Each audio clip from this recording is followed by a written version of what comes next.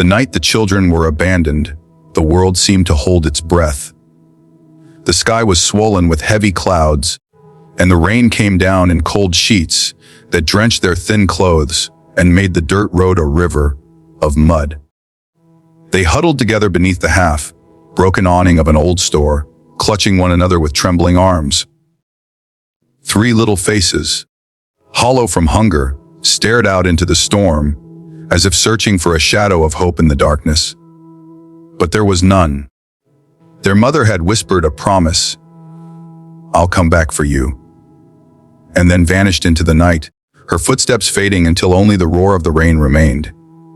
Hours passed, then days, and no one came. They had no name, no papers, and no place to belong. Just 3 forgotten children, lost to the cruelty of the world. If you believe in kindness, in second chances, and in stories where broken lives are mended by love, please like this video, share it with someone who needs hope, and subscribe to Stories Collection so we can keep bringing you heart-touching stories that remind us all of the power of compassion. The oldest was a girl of 12. Her dark hair clung to her face as she tried to shield her younger brother and sister from the worst of the rain. She had no name to offer when people asked, only a shrug of her thin shoulders and a pair of eyes too old for her years. Survival became her only purpose.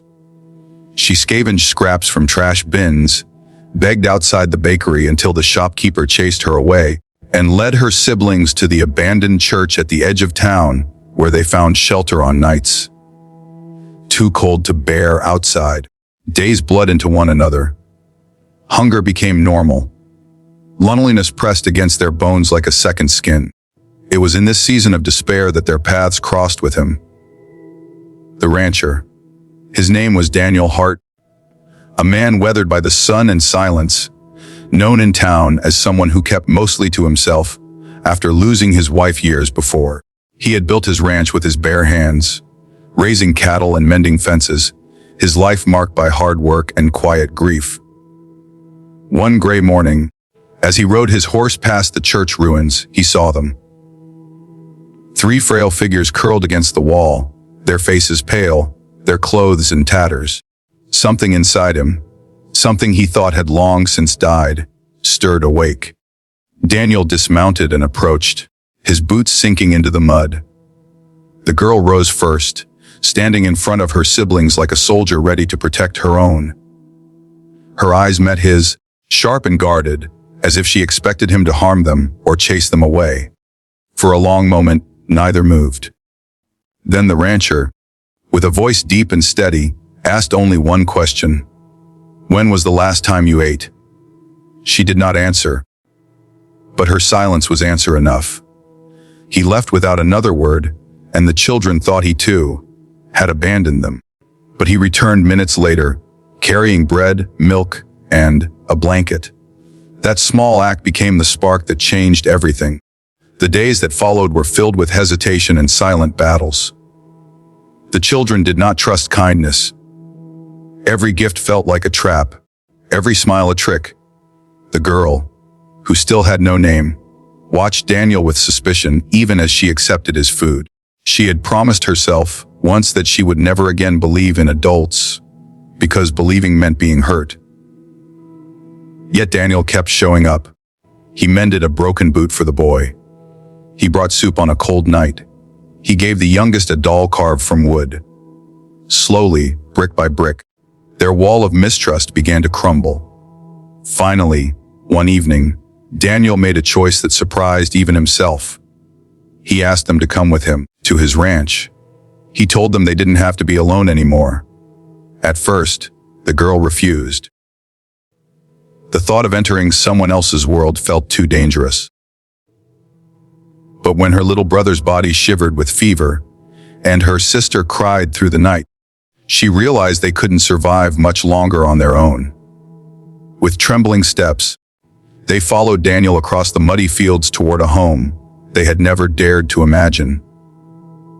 Life on the ranch was not easy.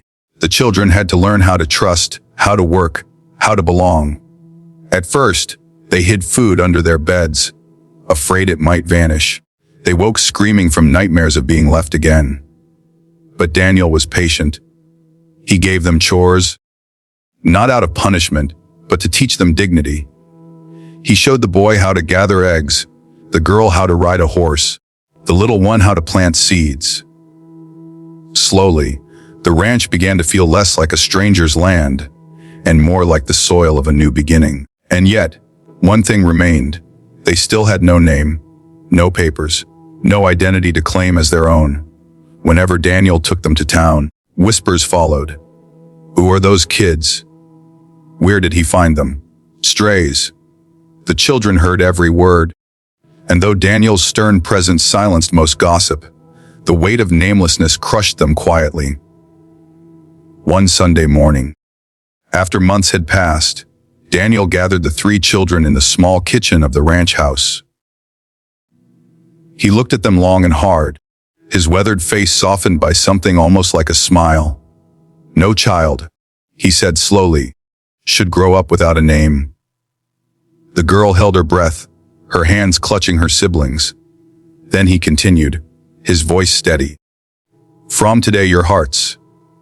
My family, my name is your name. But tears burned in the girl's eyes before she could stop them. She had spent so long believing she was invisible, unwanted, and now here was a man giving her the greatest gift she could imagine. A name, a home, a place where she belonged. For the first time in her life, she allowed herself to believe that maybe love was real. The years that followed transformed them all. The children grew strong under Daniel's care, each finding their place in the world. The boy became a skilled hand with the cattle. The youngest filled the house with laughter, and the girl, who had once been nameless, blossomed into a young woman with courage, grace, and a fierce heart that carried the strength of every battle she had survived. Daniel's once empty ranch became alive again, not just with work, but with laughter and love. But what mattered most was the unseen change. The wounds of abandonment, though deep, began to heal. The scars of loneliness softened into stories of survival.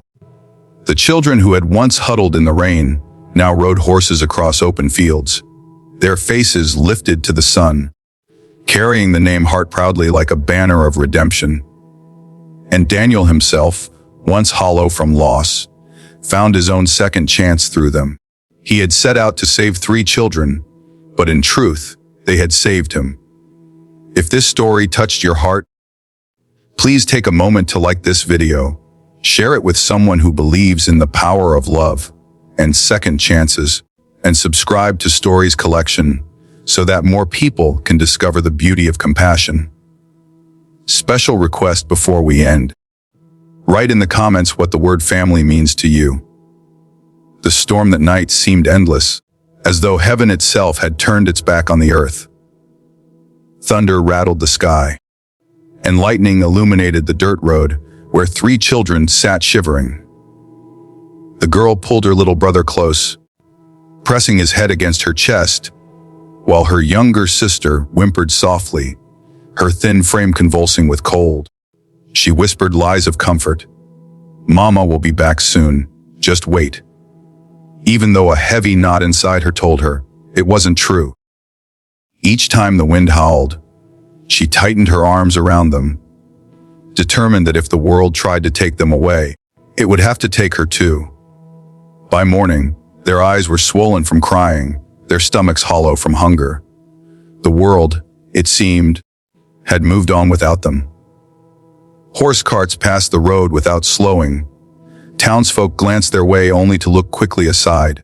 Children without names were invisible, and invisibility was a curse. Still, the girl clung to her role as protector. She scavenged broken apples discarded at the market, tore pieces of stale bread into 3 so that everyone got a bite. At night, she listened to her brother's raspy cough and wondered how long she could keep them alive. When Daniel Hart first laid eyes on them, he thought they were shadows. He was riding back from town, reins loose in his hands, when movement near the church caught his attention. At first, He saw only a tangle of limbs and dirt, but then the girl stood. There was a fire in her stare that startled him. This wasn't the gaze of a child, but of someone who had lived through storms too heavy for her small shoulders. Something about that defiance pierced through his own loneliness, the one he had been burying under cattle work and silence for years. The bread he brought that first day was devoured in seconds. But he noticed the girl didn't touch her share until both siblings had finished theirs. Hunger could not break her instinct to protect them. That selflessness unsettled Daniel, tugging at an ache he had locked away since losing his wife and unborn child. Bringing them to the ranch was not a decision made lightly. He knew whispers would follow. Knew the law might frown upon taking in nameless children. But when the boy collapsed one night from fever, Daniel scooped him up without hesitation and carried him across the threshold of his home. That moment marked the beginning of something none of them could yet name. The girl's mistrust was a mountain. She watched his every move, convinced that sooner or later, he would abandon them just like everyone else. She refused to sleep in the soft bed he offered, choosing instead to lie curled on the floor beside her siblings. But Daniel never raised his voice. He didn't push. He gave her time, showing with actions what words could never prove, that he wasn't going anywhere. Slowly, she began to bend. She let him teach her how to saddle a horse. She let herself laugh when he pretended to grumble about the chickens refusing to lay eggs. One evening, she even allowed herself to sit at the table with him, though her hands trembled as she lifted the spoon. The moment he gave them his last name came like sunlight after years of winter. "From today, your hearts," he said, and for the first time, the girl felt her chest loosen. A name was more than letters. It was belonging. It was roots. It was a promise that they would not be erased from the world. She clutched her siblings' hands, her tears falling freely, no longer ashamed to be seen weeping. Life on the ranch did not erase their scars, but it gave them something new to carry hope. They learned the rhythm of the seasons, the language of animals, the peace of watching stars from the porch. The boy's cough healed, replaced with laughter as he ran through fields. The little one grew rosy-cheeked, chasing butterflies and planting flowers around the farmhouse, and the girl, once nameless, once hardened, began to dream of a future, one where love was not a trap but a gift. Daniel, too, changed.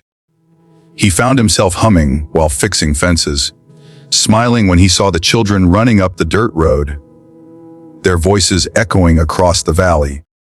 The silence that had haunted his ranch was broken, replaced with the music of life.